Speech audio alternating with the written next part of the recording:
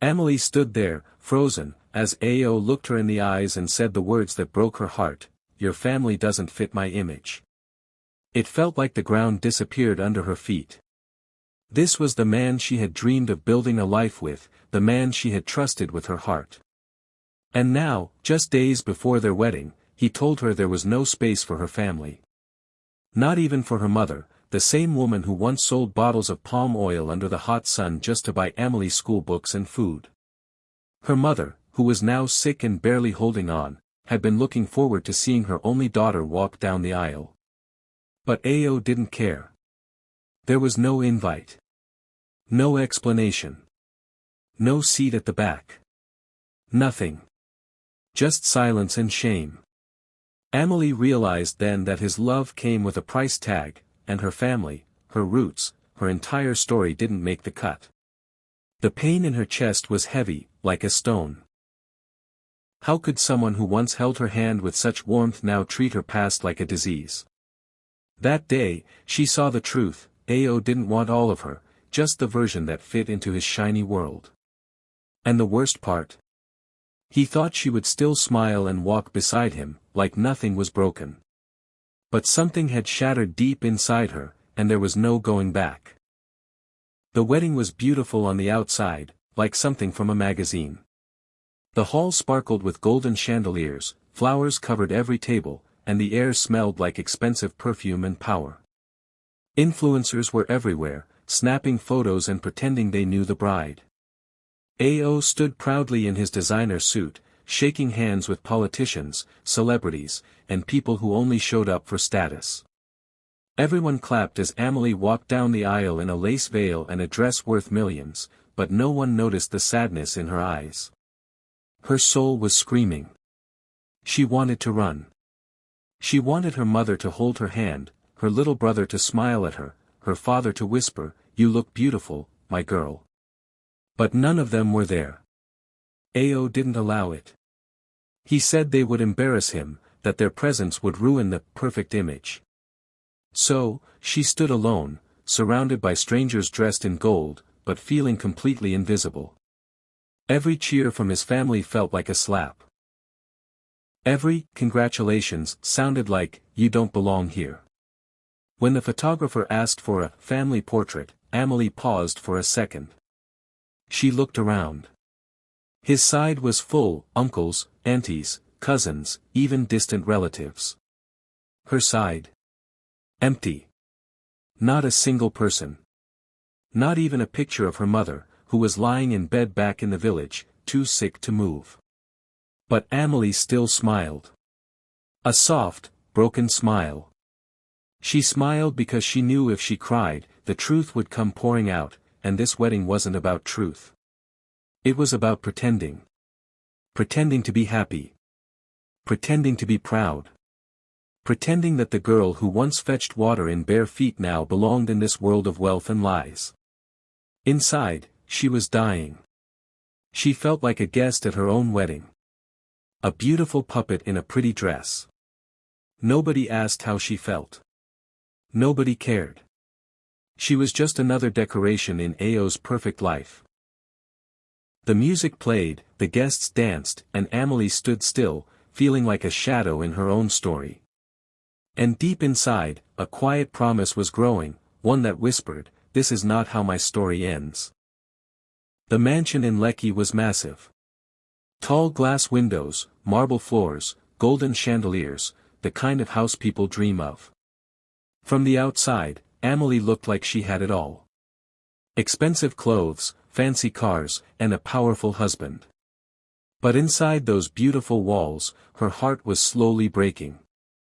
The house was silent most days, not the peaceful kind of silence, but the heavy kind that made her chest hurt. Ao had changed. Or maybe he had always been this way, and she just didn't want to see it before.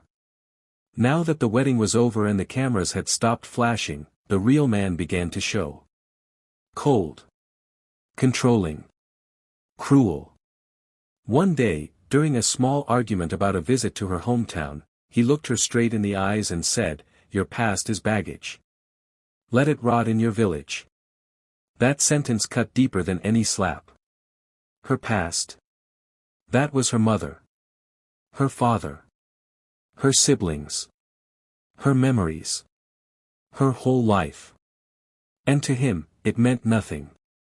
From that moment, things got worse. He locked her out of their shared bank accounts without warning. She had to ask him for money like a child. He blocked her siblings' numbers from her phone, saying they were leeches. Her phone became quiet. No more calls from home. No more late-night laughs with her little sister. It was like he erased her old life and expected her to smile about it. Even in the way she dressed, walked, or laughed, he had rules. Lower your voice. Smile less. Don't act cheap. He wanted a wife that looked perfect beside him, not one who remembered where she came from. When she laughed too loudly one day during a dinner with his friends, he squeezed her hand under the table so hard it left a mark. Later that night, he told her, "Your laugh is too much. Don't embarrass me." From then on, Amelie smiled with her lips, not her heart. Laughed only when he did. Spoke only when spoken to. In that big house filled with luxury, she had never felt so small. Every room was like a prison. Her thoughts became quiet. Her dreams, blurry. Even when the sun poured through the windows in the morning, she felt like she was living in darkness. No hugs. No warmth. Just control. Ao treated her like a trophy on a shelf, to be shown off, but never touched with kindness. She missed home. She missed her mother's voice, the smell of palm oil cooking, her brother's jokes. But she wasn't allowed to call. She wasn't allowed to visit. All she had now were cold dinners, lonely nights, and the constant reminder that she didn't belong unless she obeyed. And slowly, day by day, Amelie stopped arguing. Not because she agreed. But because she was learning. She was watching. She was collecting every moment, every cruel word, every lie. Deep inside, she knew something he didn't, that even the softest flower can grow thorns. And this house he built to trap her. One day, it would be the place where his power finally fell apart. Amelie changed. She stopped yelling. She stopped crying. She stopped asking, why, or, how could you? She realized that fighting with Ao only gave him more power. So she chose a new path, silence.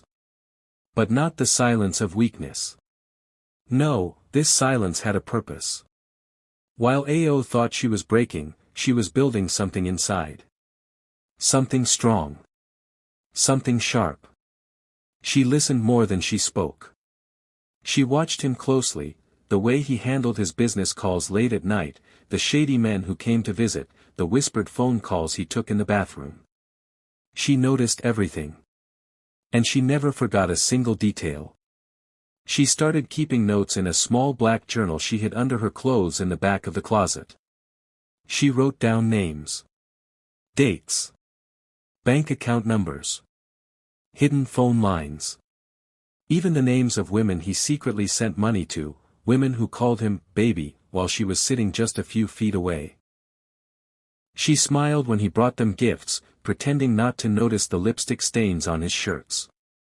She served dinner with a sweet voice, even when her hands were shaking. And every time his mother visited and praised her, calling her the perfect wife, Amelie just smiled and said, "Thank you, Mama." Deep inside, she wanted to scream, because not even Mama knew what was really going on. Amelie wore her silence like a silk wrapper. Beautiful. Soft. Calm. But underneath, she was gathering storms. She started watching the company more carefully too. The business Ao had always bragged about, how he turned small contracts into big money, how he handled the system. She asked sweet questions like, "How was your day, love?" and he would talk and talk, thinking she didn't understand a thing. But she understood more than he thought. Bribes. Fake invoices. Stolen land documents. Amelie took it all in, and she kept it safe, like precious treasure. The more she smiled, the more Ao trusted her. The more silent she became, the more careless he got. He laughed loudly, thinking he had complete control. He didn't know that every time he showed his power, he was giving her another key to unlock her freedom. She played her role so well that even his friends called her lucky. His staff whispered, "She's so graceful." But none of them saw the fire she hid behind her calm eyes. She no longer tried to fix the marriage. She no longer hoped he would change. That hope had died long ago. Now, she was planning. She was planting seeds. Preparing her escape. But not just any escape, one that would leave marks. One that would shake his perfect world. One that would remind him that the woman he tried to silence had found her voice. And by the time she was done, even the ones who once ignored her pain would clap for her victory. Amelie waited. Quiet. Patient. Dangerous. She wasn't the girl he married anymore. She had become something else. Something stronger. A quiet storm in silk. And storms. They always come when you least expect them. On the morning of Ao's 35th birthday, the mansion was buzzing. The staff were decorating the living room with balloons and gold ribbons. Expensive cakes were delivered. Waiters were setting up for a grand party later that evening. Ao walked around proudly, enjoying the attention. He was dressed in his favorite designer robe, sipping coffee like a man who had it all: money, power, a big house, and a wife who never questioned him. He had no idea what was coming. Then, just after breakfast, a quiet knock came at the door. A delivery man handed over a gold envelope, shiny, elegant, and sealed with a stamp. Ao thought it was another luxury gift. Maybe from a governor. Maybe a VIP invite. He smiled as he tore it open. But inside, it wasn't a gift. It was a surprise that would ruin everything. The first paper he saw was a divorce petition. Bold. Clear. Legal. Amelie was leaving him, officially, completely. Before he could even process that, he saw the next set of documents. It was a thick file, full of proof. Pictures of her bruises.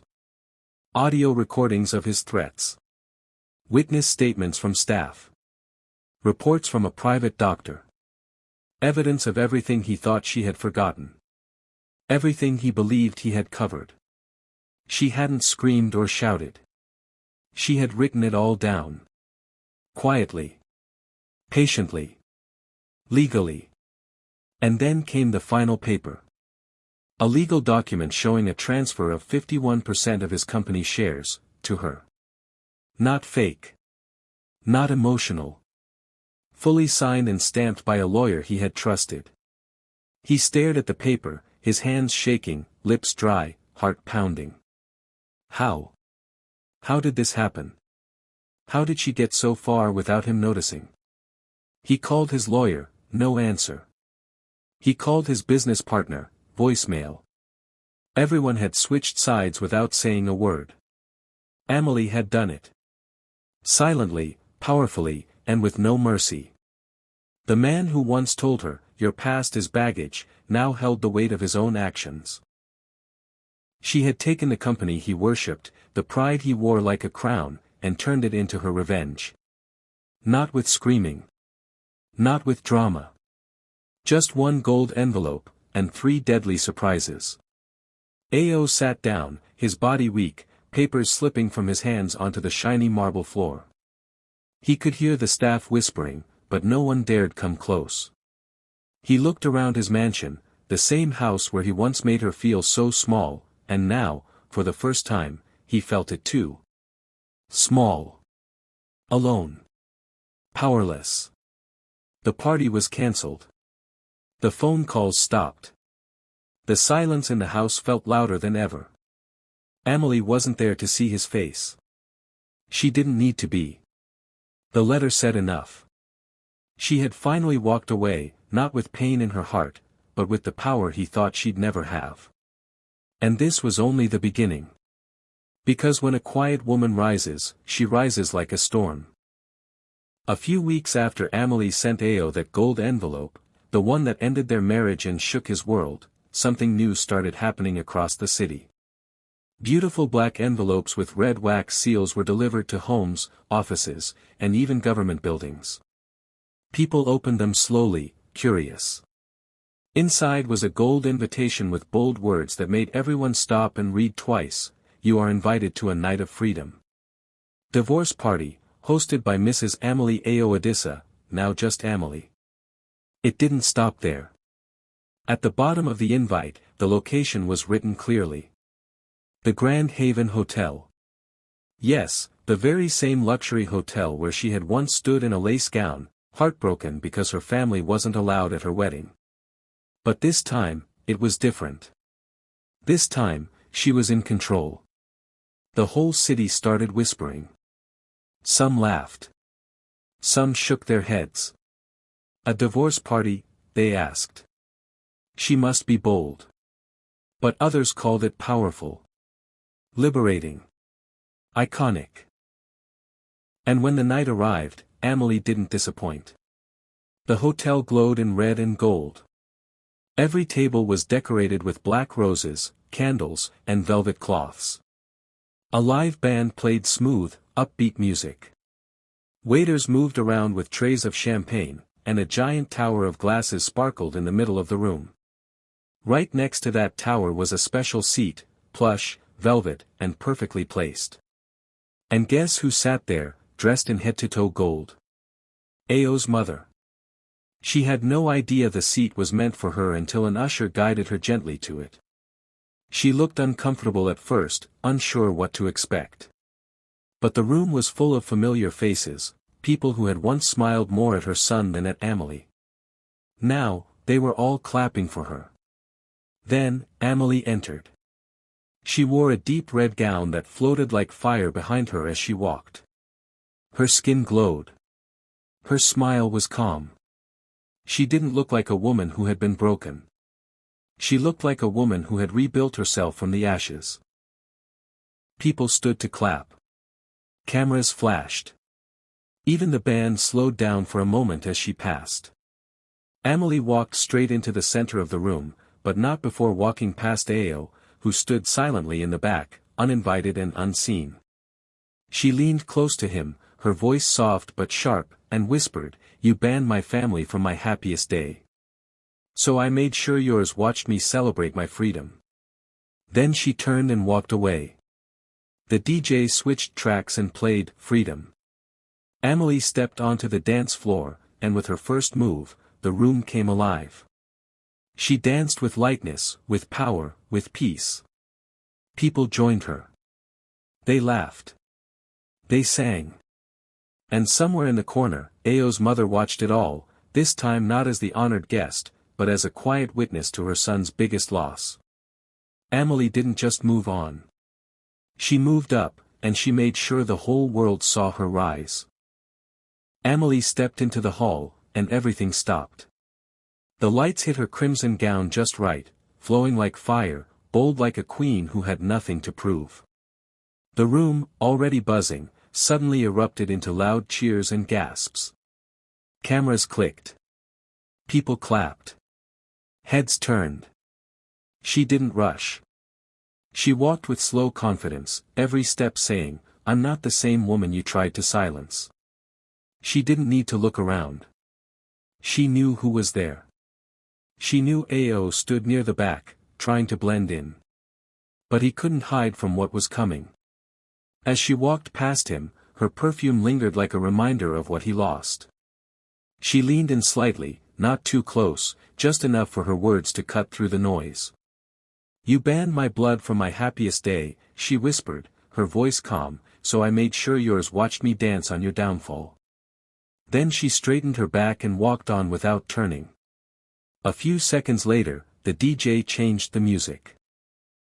The first beat of Beyoncé's "Freedom" hit the air like thunder. The crowd cheered again. Amelie moved to the center of the floor, lifted her chin, and began to dance. But it wasn't just a dance, it was a release. Every step, every spin, every sway was her story of survival, pain, and power. The room felt it.